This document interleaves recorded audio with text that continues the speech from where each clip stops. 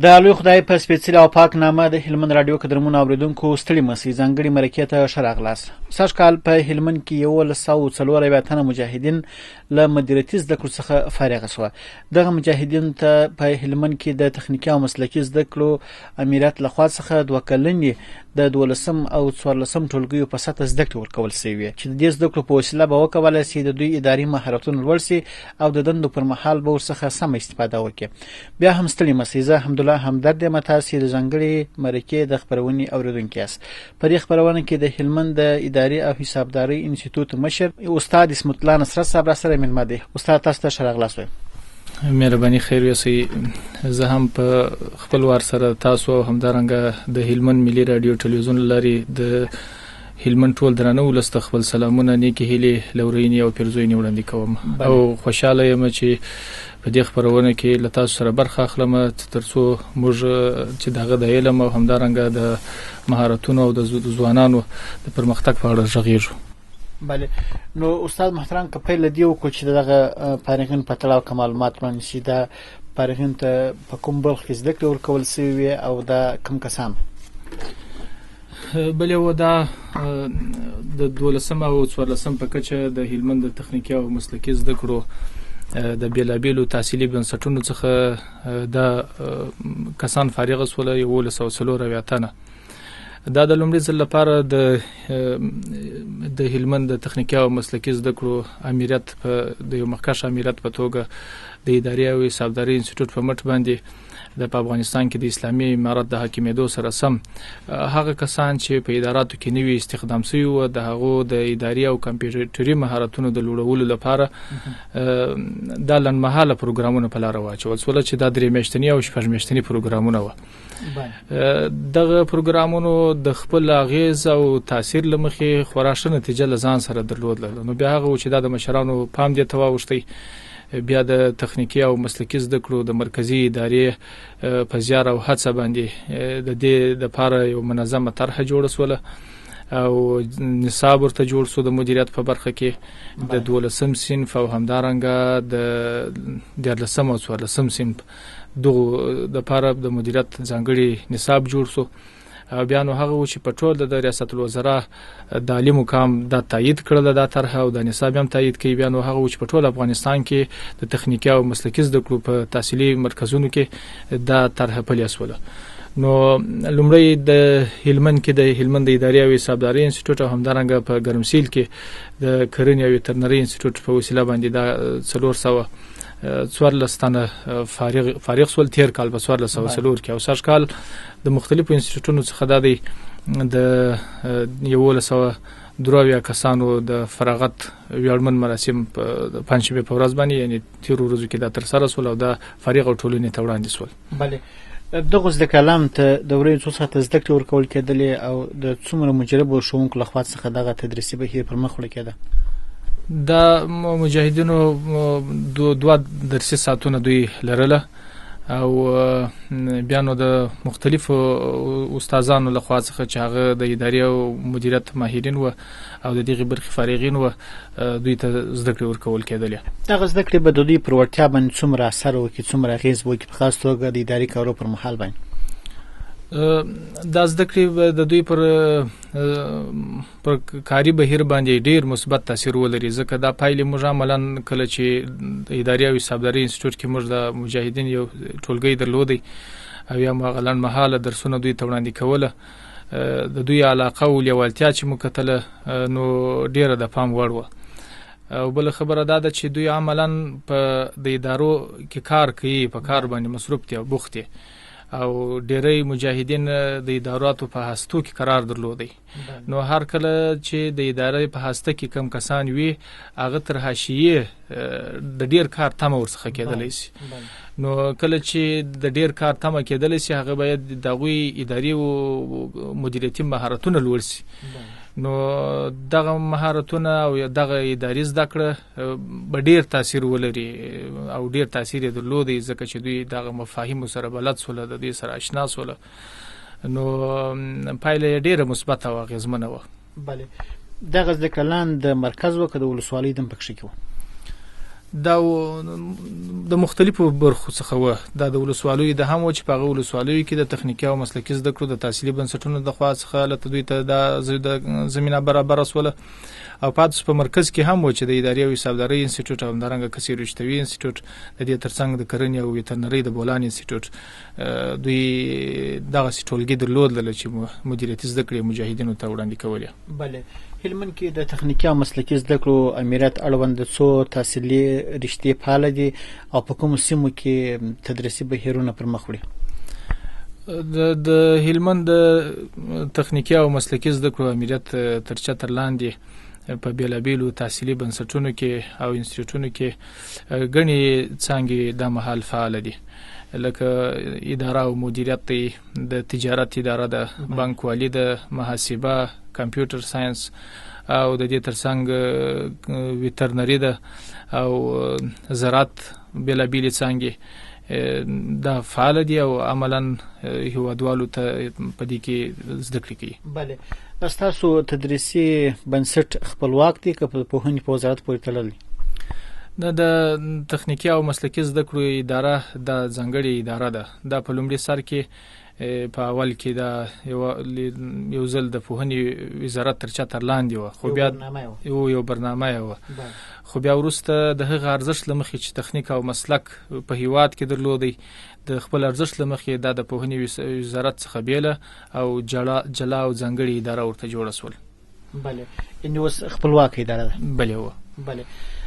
مسلکي زده کړې څومره مهمې دي استاده؟ بله، تخنیک او مسلک خو دا د اقتصادي ثبات ستن ده او دا داسې دي چې تخنیکي او مسلکي زده کړې دا د تیوري زده کړو ترڅنګ او همدارنګه د هغه نظري زده کړو ترڅنګ دوی ته د کار عملی مهارتونه ورزده کوي. معمولا هغه هیوادونه پرمختللي هیوادونه هغه دي یا د پرمختګ پورته رسیدلي دي چې ځوانان پوهه او مهارت دواړه ولري. نو تخنیکي او مسلکي زده کړې د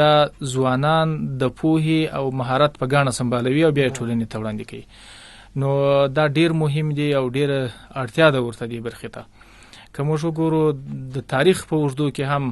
که موږ اسلامي تاریخ وګورو، د پیغمبرانو علیهم السلام تاریخ وګورو، دا هم هر پیغمبر د دعوت ترڅنګ دوی یو کسب او کار درلودي. مثلا که وګورو حضرت آدم علیه السلام د خپل دعوتي سلسله ترڅنګ چې خلک د الله تعالی دین ته رابلل، دغه ترڅنګ د کار او کسب کښت او کرونده و په دې برخه کې کار کوي. د دې ترڅنګ حضرت ادریس علیه السلام ګندونکی و او د انسانیت لوی معلم او زموږ د عقیده رهبر رسول الله صلی الله علیه وسلم د تجارت کوي. زموږ ساس د مذهب لوی امام ابو حنیفه رحمت الله علیه د تجارت کوي. او د دې ترڅنګ نو پیغمبرانو اسلام مثلا حضرت یوسف علیه السلام د وظیفه چې و د دعوت ترڅنګ مالی اداره چلوله، مدیریت کوي. داسې مدیریت کوي چې کله د مصر عزیز خپل دربار ته وغوښتي د خوب سي تعبیر ورته ورکړ، نو بیا ورته ویل یوسف علی السلام ته چې ته خو د دې ورسته زموږ په دربار کې ډیر عزتمن او قدر وړ شخصیت یې، نو ته چار موقف غواړې زموږ یې درکو. نو بیا دا ویل یوسف علی السلام ورته ویل چې زه د موقف سره د چوکۍ سره د واک او صلاحیتونو سره مې ډیره مینه او علاقه نه ده، مګر خبره دا ده چې یو شی په ما کې ستا په ما کې دوه صفات دي او زه غواړم چې د دې ملک ته مې خیر ورسیږي، د الله تعالی د بندگانو ته مې خیر ورسیږي چې هغه واک او صلاحیت د غیبر خدمات راوسپاري، یعنی د مصر مالی چاري راوسپاري. ول په ما کې دوه صفات دي، اجعلني على خزائن الارض اني حفيظ عليم. د مصر مالی چاري راوسپاري. زه یو دادی چې په دې برخه کې په مصر کې تر ما تکړه نسته، یعنی د دې برخه علمیت را سره دی، دغه مدیریت باندې شپوي چې دغه اقتصادي بحران او اقتصادي کړکېچ چې پر مصر راځي او دا قحطي چې راځي، د خشکسالي چې پر مصر باندې راځي، د وکلونه شیراز کلونه دي، دغه څخه وروسته بیا وکاله وچکلي راځي. زه په دې پوهیږم چې ستراتیژیک پلانونه څنګه ورته جوړ شي. زه په دې پوهیږم چې مثلا دغه آبادو کلونو څخه څنګه استفاده وکړو او څنګه اوږدمهاله پلانونه جوړ کړو ترڅو هغه د قحطۍ مخ ور باندې ونیسو، د دې فرصتونو څخه څنګه استفاده وکړو. نو هغه به و چې بیا او یو صفت دا و چې په ما کې ول دغه پوهه سته زه پوهیږم. دوم دا دی چې حافظ علیم او بل دا دی چې تقوا لرم. د سینه دي چې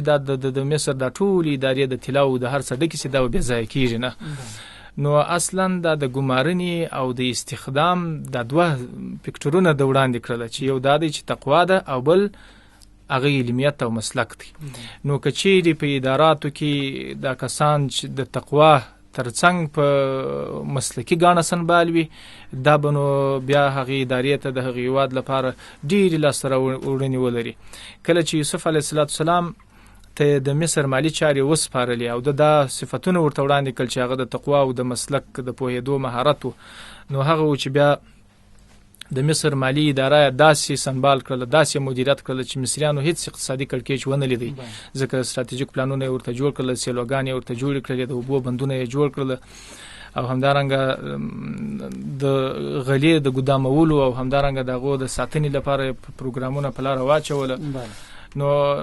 دا داسې سوله نتیجه بیا دا سوله چې مصریانو خو اقتصادي کړکېچ احساس نه کوي بلکې د کنعان څخه به خلک راتلل او د یوسف علی السلام څخه به غلې دانې غوښتلې. نو که په چا کې په ځوانانو کې دا صفت پیدا سي د تقوا او همدارنګه د مسلک او د زده کړې دا پیدا سي نو دا به ید اولیا جوړیږي او حدیث مفهوم دی چې ید اولیا خیر من ید سفلا هغه لاس غوړه دی چې ورکړه وکي. نو د مسلمانانو په یواد کې د مسلمانانو په ټولنه کې او مسلمان ځوانان باید تل ورکړه وکي او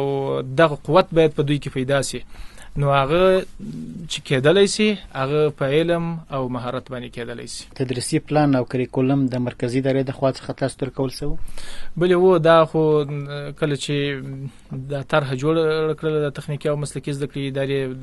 او بیا ریاست الوزرا علی مقام دا تایید کړ نو دستي د تخنیکی او مسلکی زده کړو مرکزی ادارې د دې لپاره د خپل متخصصو کسانو په وسیله باندې د دغه برخې د لپاره تدریسي پلانونه جوړ کړل او کریکولم یې ورته جوړ کړی. بله یعنی استادان نوی قراردادي مقرر سول لکه تاسو د انسټیټیوټ استادانو په مټ باندې تاسو دغه تدریسي بهیر پر مخ یوړ. په لومړي سل کې چې کله د افغانستان اسلامي امارات حاکم سو او دا کسان په اداراتو کې نوی جذب شول خو د ادارې او حسابداري انسټیټیوټ کې دا زده کړې 3 میاشتنی او 6 میاشتنی لنډمهاله پروګرامونه و چې دا به مختبه وړل کېدل او د دې ترڅنګ د اداراتو سره هم په دې برخه کې د غوی د ظرفیت لوړونې په برخه کې د هلمند ادارې او حسابداري انسټیټیوټ پر خپل مسولیت په دې برخه کې ادا کړ او مثلا د هلمند امنیه کومندان ادارې حجاري او نجاري فابریکې کارمندانو د امر بالمعروف او نهي عن المنکر کارمندان او داسې د ګڼو ادارو کارمندانو په غوښتنه او همدارنګه د دوی د ظرفیت لوړونې پروګرامونه په لار واچول. نو پاتې سو بیا چې په زینو نورو علاقو کې او سیمو کې چې البته د ادارې او د مدیریت د زراعت انسټیټیوټ مثلا دا برخه مختبه وله هلته بیا قراردادي استادانو سره قرارداد شوی دی او دغه په اساس باندې بیا دوی خپل زده کړې مختبه وله. بله په دغه تدریسي انسټیټیوټ کې چې زده کړه په زده کړو بوختي د تر فراغت وروسته بیا پونتون ته څنګه لار پیدا کولای شي؟ په دغه انسټیټیوټونو کې د تخنیکی او مسلکی زده کړو اړوند انسټیټیوټونه که څوک د زراعت علاقه منوي او څوک غواړي چې اقتصاد اداره او مدیریت او بانکوالي او تجارت د زده کې او ځینې د کمپیوټر او ټکنالوژي سره علاقه منوي دوی کولای شي چې د 12 سین د فراغت سند راوړي او د خپل یو فورم دی دا ډکه کله چې دا ډکه بیا نو د دوی تایید وسوله په دې انسټیټیوټونو کې دوی شمولیت شواخسي نو 4 سمستر دلته دوی ته زده کړې ورکول کیږي. نو بیا وروسته د فراغت څخه چې دوی فارغ شي او د دوی فیصدي 15% نمرې ولري دوی بیا کانکور اختصاصي ازموینه لري د عمومي کانکور نه بلکې اختصاصي کانکور ازموینه ځینې اخی او د دغه ازموینې په نتیجه کې چې دوی د هیواد هر پونتون غواړي انتخاب کړي کابل انتخابي بدخشان انتخابي نو هلته به دوی 2 کال نور زده کړې کوي تر څو چې د پونتون پاته دوره هم بشپړه شي. یعنی مخکې به کانکور نه سوتلی نه کانکور مخکې هم ځینې خو به مخکې خدا سي و چې تنزیل ورکوي کم کسان چې د دې انسټیټیوټونو څخه فارغ و دا غوي به یو کال تنزیل باندې په پوهنتونونو کې کښینستله. نو بیا چې کله د افغانستان اسلامي امارت په هیواد کې حاکم سو دغه یو حکم صادر سو چې دوی خو 2 کاله پر زده کړې دي او دوی کریکولم او نصاب د پوهنتون د نصاب سره برابر دی، ډیر تفاوت نه پکښ کې. نو بیا داسې یو حکم وسو چې نور به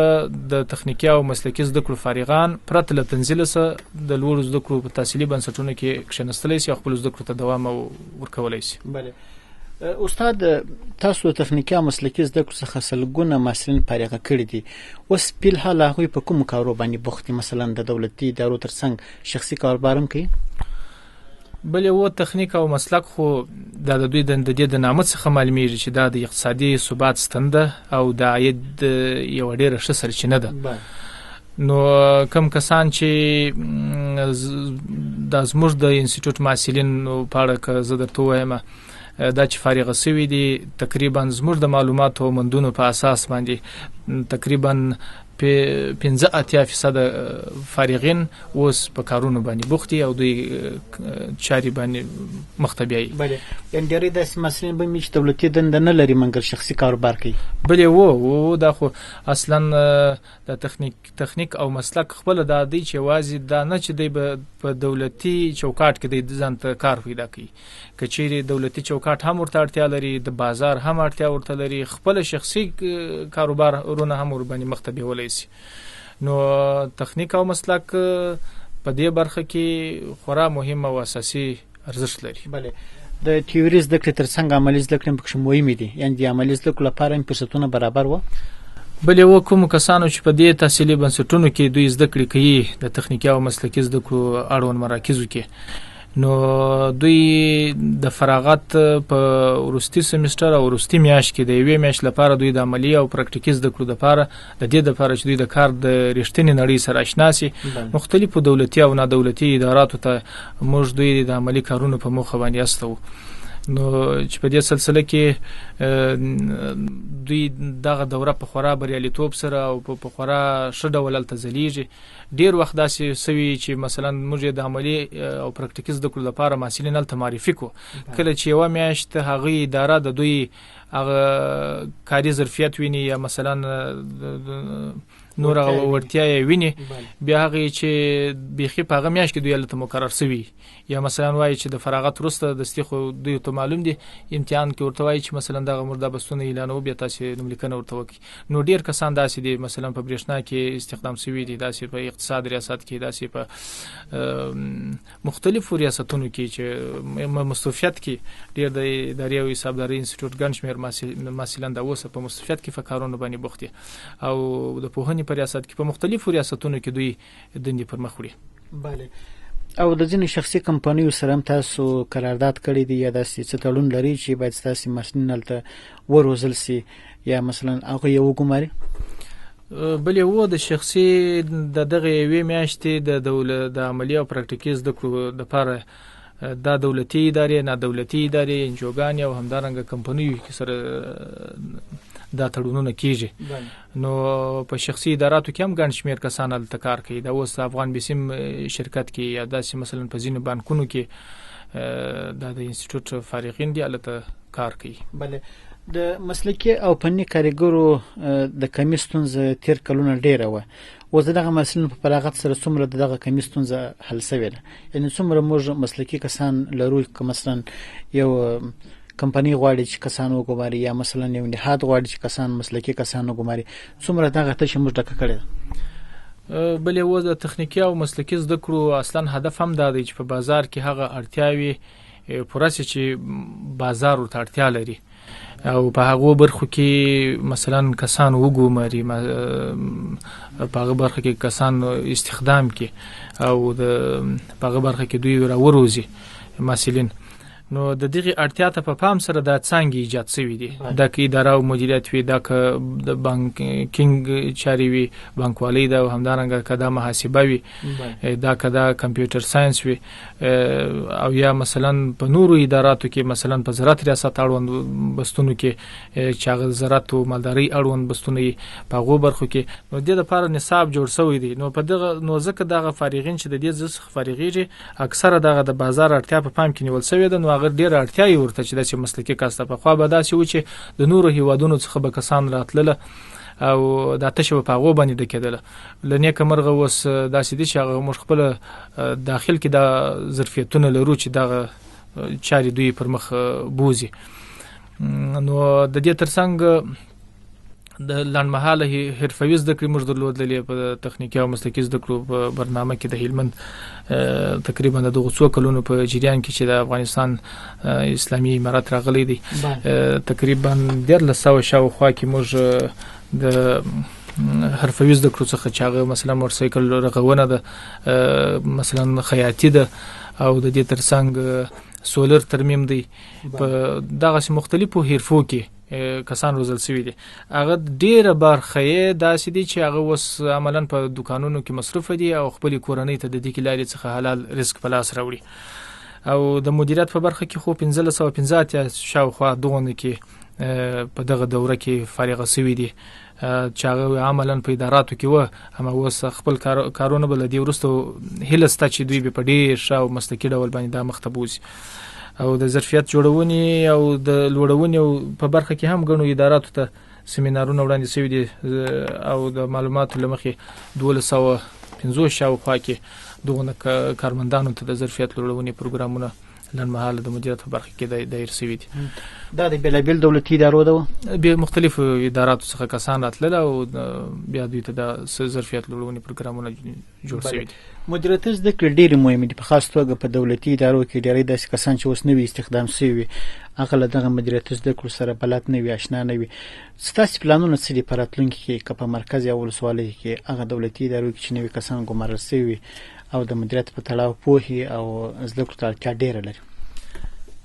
زموږ پلان به دا وي چې مثلا کیفیت څنګه لوړ شي په تخنیکي او مسلکي زده کړو کې، او تل مو هڅه هم دا کړې ده چې مثلا د زده کړې لا پراخه شي